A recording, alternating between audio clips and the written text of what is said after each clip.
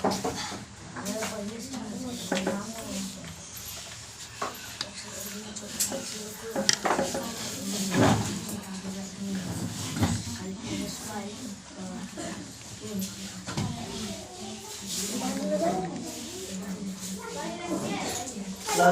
वाला civil class करो ना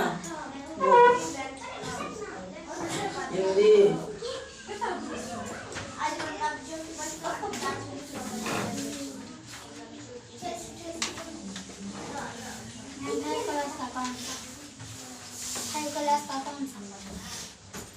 कल जो बताया कहानी उसका क्वेश्चन सुनना।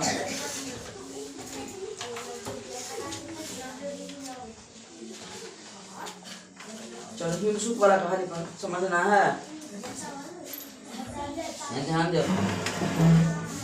कहानी से हमें बहुत कुछ सीख मिलती है, अच्छा या बुरा, सही या गलत का, है ना। तो ध्यान से सुनोगे। कौन सा इस कहानी को पढ़ा, कौन सा है, हाथ उठाओ के 7 में कौन सा पढ़ा है, इस कहानी को कौन सा पढ़ा है?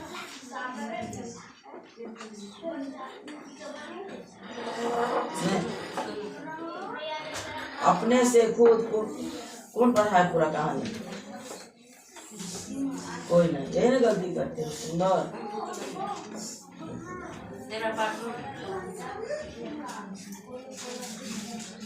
देखो, बहुत समय पहले अवध में एक राजा राज करता था। उसके 3 लड़के थे।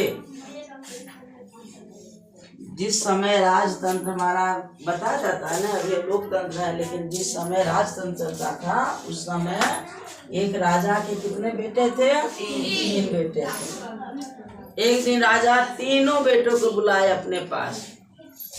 तीनों बेटों को अपने पास बुलाए और बोले, बाहर में हर शोर मचाओगे,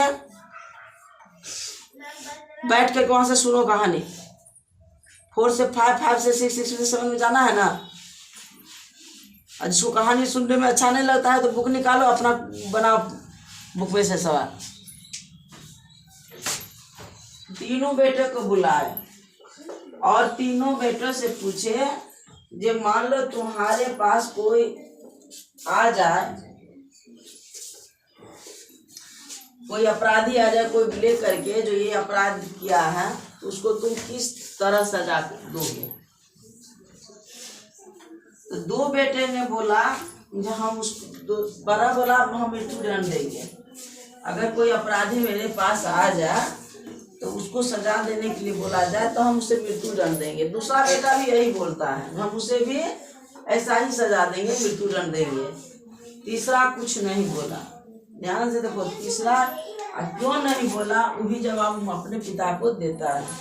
बहुत समय पहले अवध में एक राजा राज करता था। उसके 3 लड़के थे। तीनों बहुत पढ़े लिखे, बुद्धिमान और गुणी थे।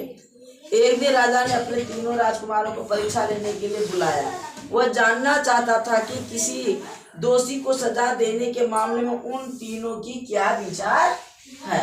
किसी भी दोषी को सजा देने में तीनों का अपना विचार लेने के लिए क्या क्या विचार है उसको हम रखेंगे।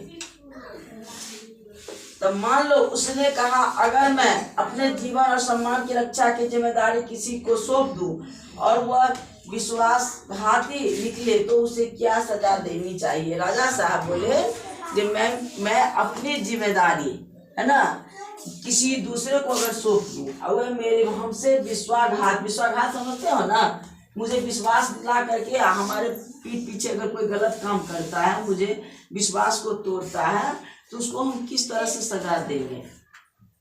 तो पहला बेटा वही बोलता है। देखो यहाँ पर माँ, सबसे बड़े लड़के ने कहा, ऐसे आदमी की गर्दन फौरन धड़ से अलग कर देनी चाहिए। दूसरे लड़के ने कहा, मेरा भी यही विचार है, ऐसे आदमी को मृत्यु दंड ही मिलना चाहिए, उसके साथ किसी तरह की दया नहीं दिखानी चाहिए। बड़ा वाला जो बोला, जो उसे हम धड़ को, इधर जो है उसको धड़ से सिर को अलग करना। आज समझा ना, ये मेरा धड़ है और ये मेरा सिर है। तो बड़ा बेटा बोला, जो निर्दोषी आदमी जो हमारे साथ विश्वासघात करेगा उसको हम धड़ से गर्दन को अलग कर देंगे। दूसरा भी बोला हाँ सही, हम भी उसे मृत्यु दंड ही दिलवाएंगे, देंगे। तीसरा कुछ नहीं बोलता है। तीसरा लड़का चुप बैठा था। क्या बात है बेटे? कौन बोले? राजा साहब। राजा साहब बोले क्या बात है बेटे? राजा ने उससे पूछा तुम कुछ नहीं बोले, तुम्हारा क्या विचार है? महाराज छोटे राजकुमार ने कहा यह सच है कि ऐसे कसूर की सजा मौत की सिवा और कुछ नहीं हो सकती, लेकिन सजा देने से पहले यह बात साफ साफ और पूरी तरह से साबित हो जानी चाहिए कि वह सचमुच ही दोषी है। तीसरा बोला हाँ ये तो सच है, जो हमारे साथ विश्वासघात करे, जो दोषी पकड़ा जाए तो उसे दंड देना चाहिए, मृत्यु दंड देना चाहिए, लेकिन किसी के कहने पर बिना जांचे परखे सजा अगर देते हैं तो हो सकता है निर्दोषी आदमी को भी सजा मिल जाए। इसीलिए हमें जांच परख करके पूरी बात सुननी चाहिए, उसके बाद उस पर विचार करनी चाहिए और जांच परख करके उसको सजा देनी चाहिए। कुछ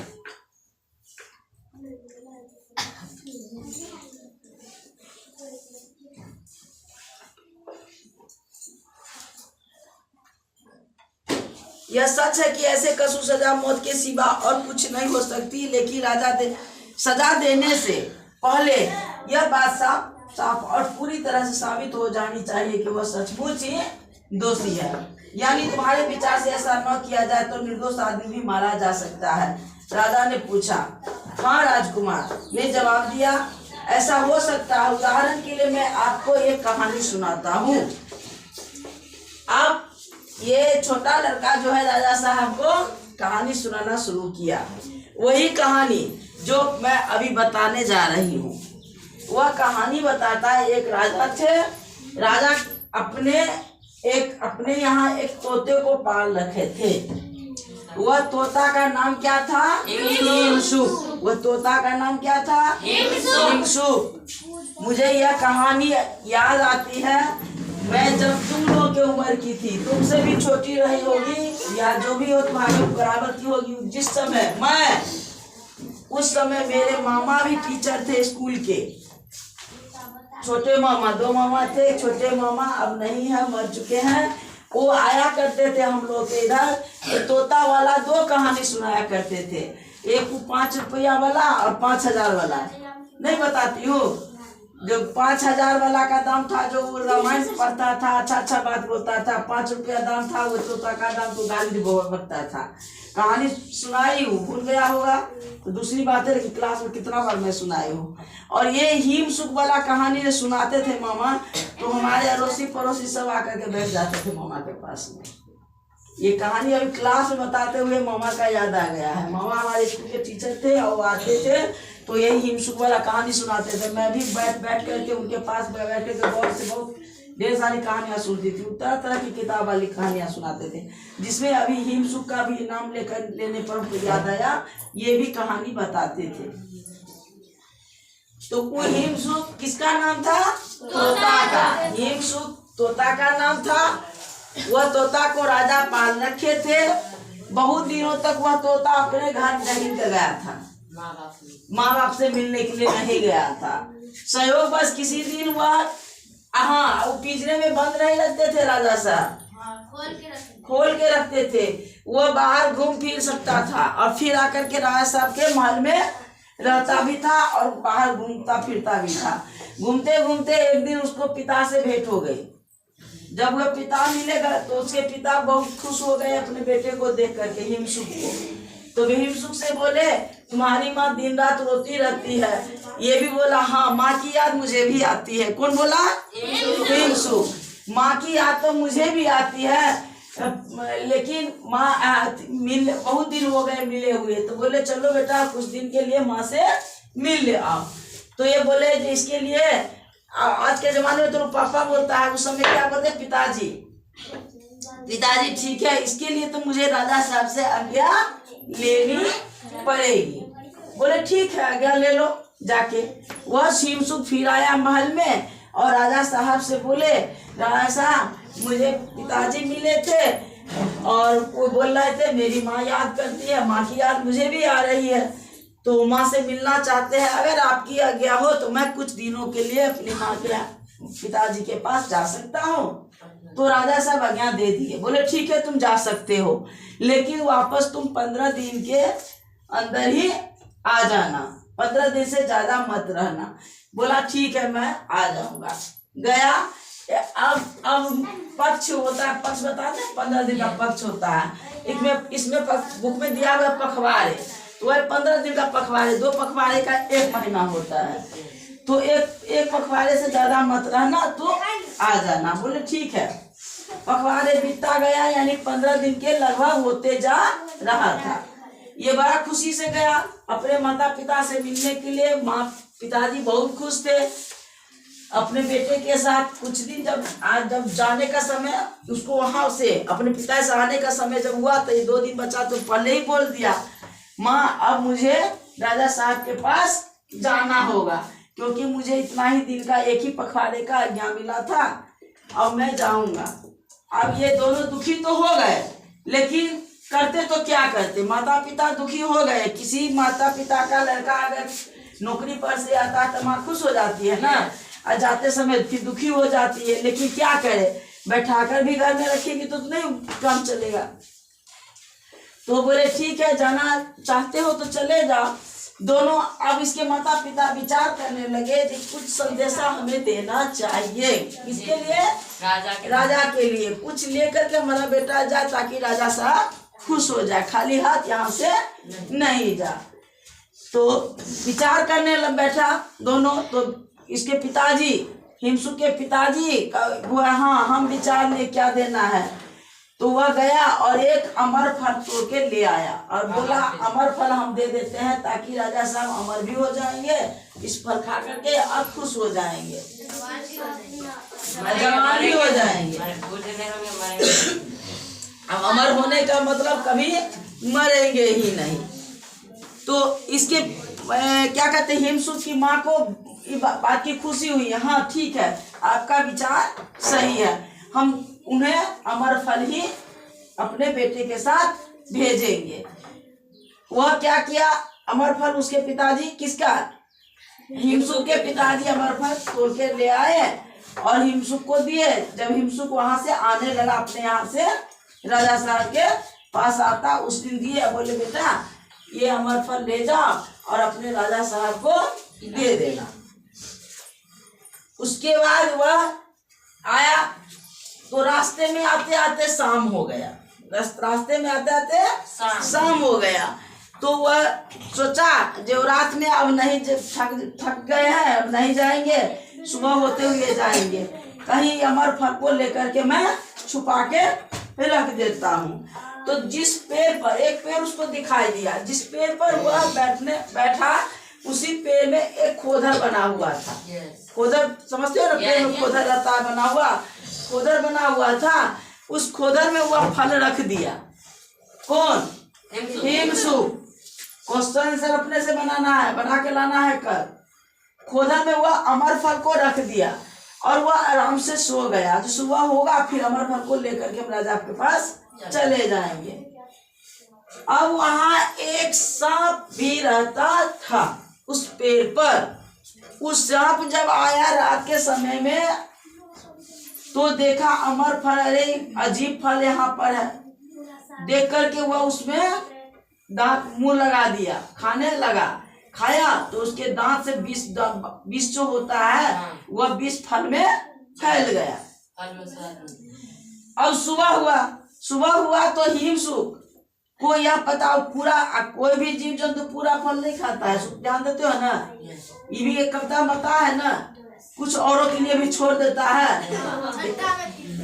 छठा में वह 5 बताए हुए हैं, तो वह पूरा नहीं खाया था, थोड़ा ही दांत मारा, चूसा और छोड़ दिया और अपना विष फैला दिया उसमें।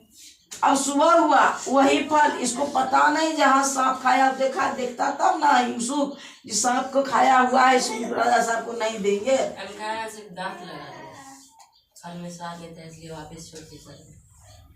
वह हाँ उसको आम का फल का ही सांप खाता है, तो देख करके उसमें दांत मारा, वो फल थोड़ी, लेकिन वह दांत लगा दिया, लगाया और अपना विष को छोड़ दिया।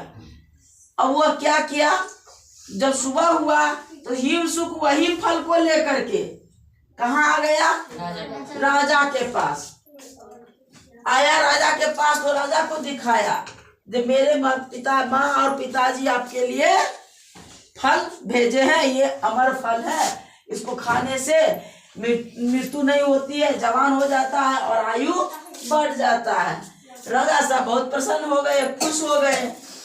अब वह बोले ये फल ऐसे हम नहीं खाएंगे, पूरे दरबार में ढिढोरा पिटवा के खाएंगे। वह दरबार में सभी को बुलाए, दरबार लगता है ना, जिसको आजकल इंग्लिश में बोलते हो, कोई भी संस्था में मीटिंग होता है तो वहाँ के जितने भी कर्मचारी होते हैं जुड़ते हैं, फिर राय विचार लेते हैं। तो राजा राजतंत्र में राजा सब दरबारी कब होते थे, दरबार लगेगा तो ढिढोरा पिटवा देते थे, दरबार लगेगा और सब लोग वहाँ पर इकट्ठे होते थे। जितने भी राजा के महल में सेना लोग रहते थे या द्वारपाल सब जो भी रहते थे, सब एक साथ बैठते थे और राय विचार लिया जाता था।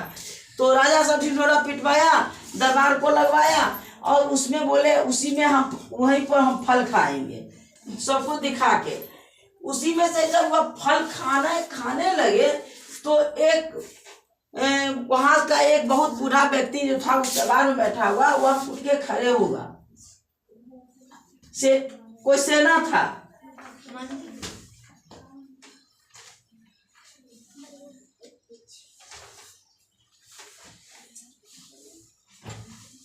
हाँ, एक मंत्री, उस दरबार का एक मंत्री जो है उठ के बोला, जो राजा साहब अभी रुक जाइए। वह रोक दिया, अभी रुक जाइए, ये फल को अभी आप मत खाइए। राजा साहब ने बता बात क्या है बताओ।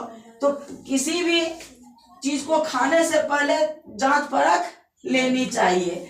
इस फल को थोड़ा सा किसी जानवर को खिला दीजिए, अगर वह नहीं मरेगा तो आप खा लीजिएगा और नहीं अगर वो मर गया तो नहीं खाइएगा।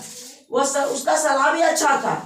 ये भी सीख अच्छी है, किसी भी कोई भी दोस्त हो या पड़ोसी हो, रिश्तेदार हो, कोई भी हो, कोई भी चीज खाने के लिए अगर देता है तो सोच समझ के ही खाना चाहिए, क्योंकि दोस्त भी दुश्मन बन जाता है, कभी का ऐसा होता है।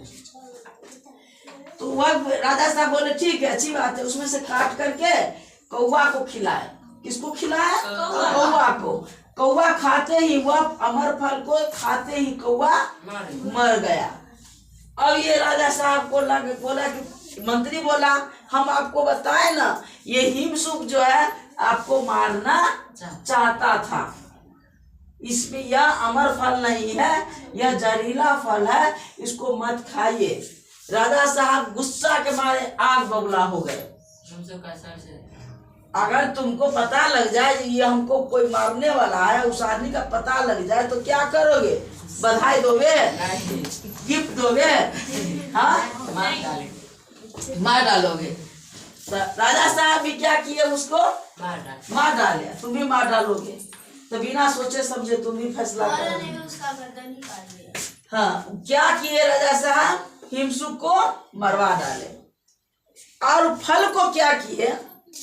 एक गड्ढे में ले जाके अपने ही राज में किसी गड्ढे में जाकर के उस फल को दूर हो, नजदीक में तो नहीं है, जहरीला फल था ना, वे जा करके वहां पर क्या किए?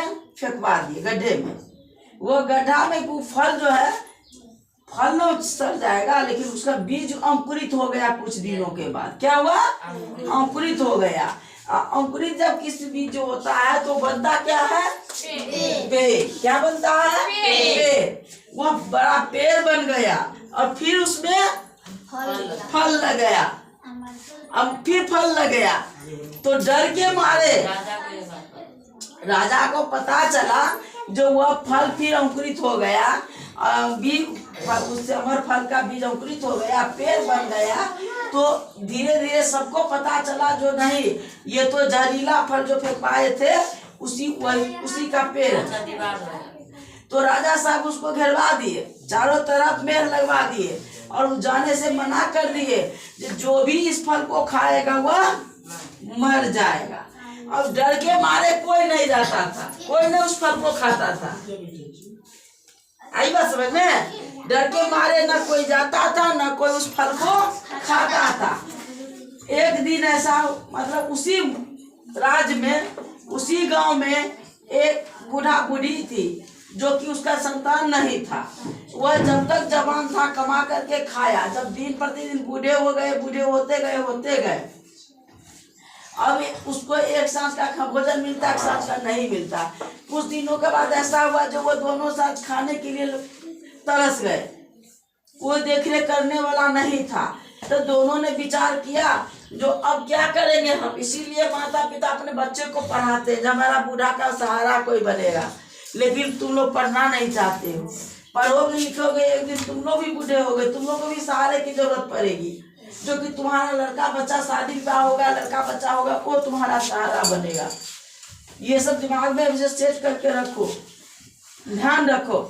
आज हम मम्मी पापा का सहारा बनेंगे, एक दिन हमारा भी कोई सहारा बनेगा।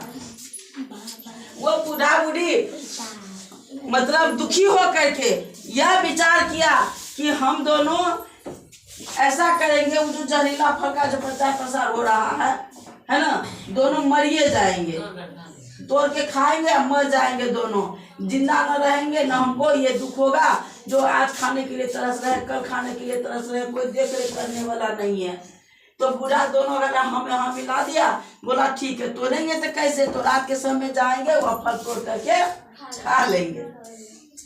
वो रात के समय में गया और वह मेघ को पार करके चुपके से फल तोड़ के लाया और दोनों खा करके सो गया। चलो अब हमको तो मृत्यु निश्चित है, तो जहरीला फल खा लिए तो मरिए जाएंगे। नींद पड़ गया, लेकिन सुबह जब दोनों उठता है तो क्या देखता है, जवान हो गया। अब यह देख करके लोगों का आश्चर्य हुआ, अरे कल के डेट में शाम तक ये दोनों बूढ़ा बूढ़ी, आज सुबह में दोनों जवान हो गए हैं, ऐसा क्यों हुआ? तो उसे पूछा गया, उसने बताया जो ऐसे ऐसे रात में हम तो मरने के विचार से दो फल चुरा के फल खाए, लेकिन अभी हम जवान हो गए हैं। अब ये बातें कहाँ तक फैल गई, राजा तक, पूरे राज्य में फैल गई धीरे धीरे। और राजा को मालूम हुआ, जब ये बात राजा को मालूम हुआ तो वो अपने किस पर पछतावा हुआ उनको, तोता को मरवाए थे, इसीलिए उनको बहुत पछतावा हुआ। जो वास्तव में वो अमर फल था, ये अमर फल मेरे लिए लाया था, हो सकता है किसी ने उसमें जहर फैला दिया होगा, विष फैला दिया होगा, इसमें उसका दोष नहीं है, हिंसुक का दोष नहीं है। अब वह पछता करके भाई करेगा क्या, मत पछतावा तो हुआ उनको, लेकिन तो करे तो क्या करें, गलती तो कर चुके थे। ये कहानी जब कौन सुना रहा था, राजकुमार, राजा का छोटा बेटा किसको सुना रहा था, अपने राजा पिताजी को सुना रहा था। तो किससे सीख मिली राजा साहब को, जहाँ सच में तुम यह कह रहा है जो हमें सोच समझ करके किसी दोषी को सजा देनी चाहिए। ये कहानी से क्या सीख मिली है, क्या सीख मिली है, को बताओगे, बताओगे तो बताओ, इस कहानी से क्या सीख मिली है? कल के डेट में अगर जज बनोगे तुम लोग तो क्या करोगे, वकील बनोगे तो क्या करोगे, किसके पक्ष में रहोगे, सच्चाई के पक्ष में रहोगे या पैसा कमाने के चलते झूठे को भी सच, अरे तो पैसा कमाने के, पैसा के लोभ पर क्या करोगे, जो झूठा रहेगा उसको भी सच साबित करोगे। कहानी, कोई भी कहानी से हमें सीख, अच्छी अच्छी सीख मिलती है, इसलिए कहानी को मन से पढ़ना चाहिए और मन से ध्यान से सुनना चाहिए। अब बना लोगे इसका क्वेश्चन आंसर, इसमें कोई दिक्कत नहीं ना, भरने वाला सही गलत वाला बना के लाना है, अगर दिक्कत होगा तो दूसरे दिन बता दिया जाएगा। देखो बोलो, जय हिंद, जय भारत, वंदे मातरम, हम सब एक हैं।